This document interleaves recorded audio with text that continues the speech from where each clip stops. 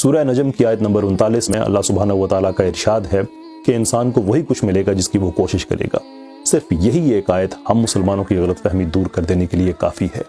Some how ہم نے یہ سمجھ لیا ہے کہ ہم باقی قوموں سے برتر ہیں اس لیے کہ ہم مسلمان ہیں۔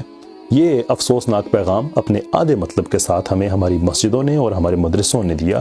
میں اس پیغام کی جو آدھا مطلب ہے اس سے مجھے کوئی مسئلہ نہیں ہے کہ ٹھیک ہے بحیثیت مسلمان ہم خیر الامم ہیں، اس میں کوئی شک نہیں ہے، لیکن خیر الامم ہونا کوئی پریسٹیج نہیں ہے، یہ کوئی وقار نہیں ہے، کوئی حیثیت نہیں ہے، بلکہ یہ ایک ذمہ داری ہے۔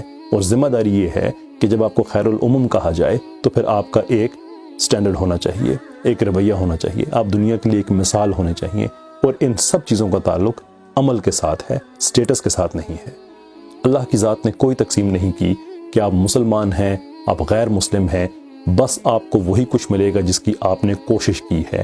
اگر ہم سائنس نہیں پڑھیں گے، اگر ہم میتھس نہیں پڑھیں گے، اگر ہم سائیکالوجی، فلسفی ان سب چیزوں کو چھوڑ دیں گے اور باقی لوگ ان چیزوں کو پڑھنا شروع کر دیں گے تو یہ ایک نیچرل قانون ہے رب کے ہاں کہ وہ لوگ ہم سے ترقی کریں گے زیادہ، اور ہم پھر اب بیٹھ کے اپنے آپ کو برا کہیں گے، اپنے آپ کو کوسیں گے، اور ان لوگوں کو جو ہم پہ تنقید کرتے ہیں ان کو برا کہیں گے۔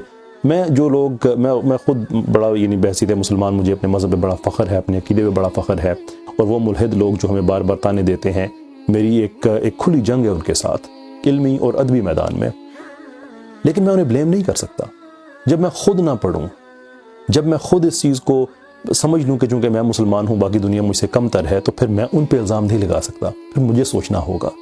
اور یہ جو محنت ہے، دنیا کے ساتھ انگیج کرنا ہے، ہمت ہے، یہ تو ہمارے ریلیجس ڈی این اے کا حصہ ہے۔ 23 سال لگے میرے نبی صلی اللہ علیہ وآلہ وسلم کو دنیا کو بتاتے ہوئے کہ محنت کیسے کی جاتی ہے۔ وہ اللہ کے رسول تھے، اگر وہ دعا کرتے کہ ساری دنیا مسلمان ہو جائے تو کیا اللہ رد کر دیتا؟ لیکن انہوں نے کر کے بتایا کہ جنگ کرنی پڑے گی، جنگ کریں گے، معاہدہ کرنا پڑے گا، معاہدہ کریں گے، ہجرت کرنی پڑے گی، ہجرت کریں گے۔ ہر وہ چیز جو اس زمانے میں موجود تھی انہوں نے وہ کی، اس لیے کہ آنے والا مسلمان کل یہ نہ کہے کہ وہ نبی پاک صلی اللہ علیہ وسلم تو نبی تھے، وہ ان کے لیے آسان تھا، ہمارے لیے تو آسان نہیں ہے۔ ان کے لیے آسان تھا لیکن انہوں نے اس آسانی کو چنا نہیں۔ میرا موضوع نہیں ہے لیکن حدیث کے الفاظ میں چیز واضح ہے کہ اللہ نے آپشن دیے ہوئے تھے کہ آپ اس جہاں کو، آپ جو نبوت ہے آپ وہ شاہانہ نبوت لیں جیسے جناب سلمان علیہ السلام کی تھی، یا آپ جو مشکل حالات والی نبوت ہے وہ لیں۔ تو نبی پاک صلی اللہ علیہ وسلم نے چوز کیا اپنی امت کے لیے۔ We owe it to our prophet۔ ہمارے نبی ہم پہ حق رکھتے ہیں اس چیز کا کہ اگر انہوں نے محنت کر کے دنیا کو ایک نیا نظام دیا، اور نظام کیسے دیا؟ 23 سال میں، نہ ہم سے پہلے کبھی ایسا ہوا نہ ہم سے بعد ہوا کہ صرف 23 سال کی عرصے میں ایک سیولائزیشن کھڑی ہو گئی محنت کی وجہ سے۔ علامہ اقبال کا جو جواب شکوہ ہے اگر آپ اسے دیکھیں تو لگتا ہے کہ وہ اسی آیت کی تشریح میں لکھا گیا ہے۔ ہم ذہنی طور پہ اس وقت تقسیم ہو گئے ہیں۔ ہمیں یہی بتایا جاتا ہے کہ ہمارا ماضی بڑا تابناک تھا، ایبسلوٹلی بالکل تھا، مجھے اس میں کوئی شک نہیں ہے، لیکن ہم ماضی میں نہیں رہ رہے، ہم حال میں رہ رہے ہیں۔ جواب شکوہ میں یہی تو تھا کہ وہ جو لوگ جن کی ہم مثالیں دیتے ہیں وہ لوگ ہم سے یا باقی دنیا سے بہتر اس لیے نہیں کہ وہ صرف مسلمان تھے، اس لیے کہ انہوں نے دنیا کے ساتھ انگیج کیا تھا۔ خلیفۃ الارض جب کہا جاتا ہے تو اس کا مطلب یہ نہیں ہے کہ آپ یہاں پہ آئیں، آپ نماز پڑھیں اور آپ چلے جائیں۔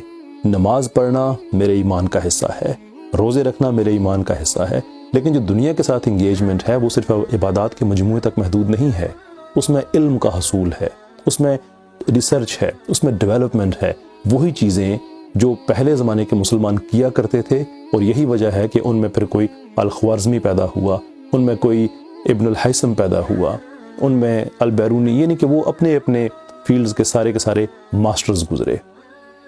ان کے بھی 2 ہاتھ تھے، ہمارے بھی 2 ہاتھ ہیں، ان کے بھی 2 پاؤں تھے، ہمارے بھی 2 پاؤں ہیں۔ all we have to do is کہ اس غلط فہمی میں رہنا چھوڑ دیں کہ چونکہ ہم مسلمان ہیں اس لیے سب خیر ہے، یا ہمارا ماضی بڑا اچھا تھا۔ وہ ہمارا ماضی کسی اور کا حال تھا۔ بحیثیت امت تو ہم یہ کہہ سکتے ہیں کہ ہمارا ماضی اچھا تھا، لیکن ہم ان کی محنتوں سے اپنے آپ کو مطمئن نہیں کر سکتے۔ اور اندازہ کریں کہ ان کا حال جو کہ ہمارا ماضی ہے، اگر وہ اچھا تھا اور اس اچھے ماضی کی وجہ سے ہمارا حال اچھا نہیں ہے، تو پھر آپ خود اندازہ کر لیں کہ ہمارا یہ حال جو بڑا برا ہے، یہ جو ہمارا مستقبل ہے اس پہ کیسے اثر ڈالے گا۔ We have to think about it۔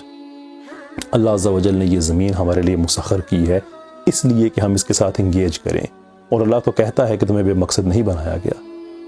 Problem یہ ہے کہ ہم نماز روزہ ان چیزوں سے آگے نکل نہیں سکتے. نماز روزہ یہ ہماری ذات کا حصہ ہیں. نماز روزہ یہ ہمارے ایمان کا حصہ ہیں. ہم ان کو کبھی ڈینائی نہیں کر سکتے. لیکن یہاں پہ ہم رک بھی نہیں سکتے. We have to move on.